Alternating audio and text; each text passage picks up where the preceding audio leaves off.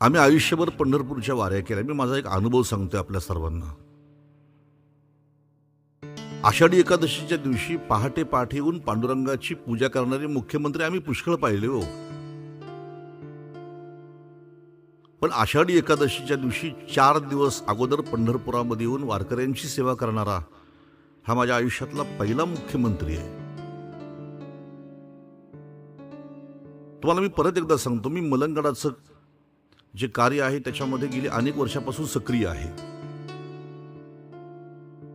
मलंगडाच्या कार्यासाठी आम्ही जे प्रयत्न करतो, आम्ही आमच्या आयुष्यामध्ये असा हा पहिला मुख्यमंत्री पाहिला की ज्यांनी मलंगडाच्या पायथ्याशी एका कार्यक्रमात येऊन घोषणा केली की मी मलंगड मुक्त केल्याशिवाय स्वस्थ बसणार नाही.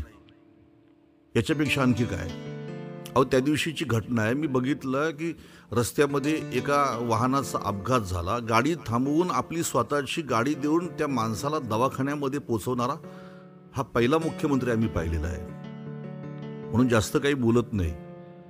आज जर मुल्ला मौलवी जर सर्व इस्लाम धर्माला आवाहन करीत असतील की तुम्ही हिंदू समर्थक असलेल्या पक्षांना मतदान करू नका, तर आमच्यासारख्या कीर्तनकारांनी, प्रवचनकारांनी, व्याख्यात्यांनी, साधू संतांनी जर हिंदू धर्माच्या रक्षणार्थ जर लोकांना आवाहन केलं तर त्याच्यामध्ये गैर तरी काय.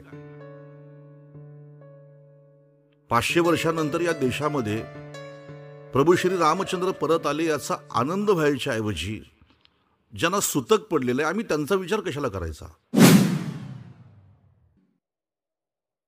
गोमातेला आज आपण बघितलं की राज्यमाता म्हणून जेव्हा दर्जा दिला तर त्याचं स्वागत करायच्या ऐवजी त्याच्यावर सुद्धा ज्यांनी टीकास्त्र सोडलं, आम्ही त्यांचा विचार कशासाठी करायचा.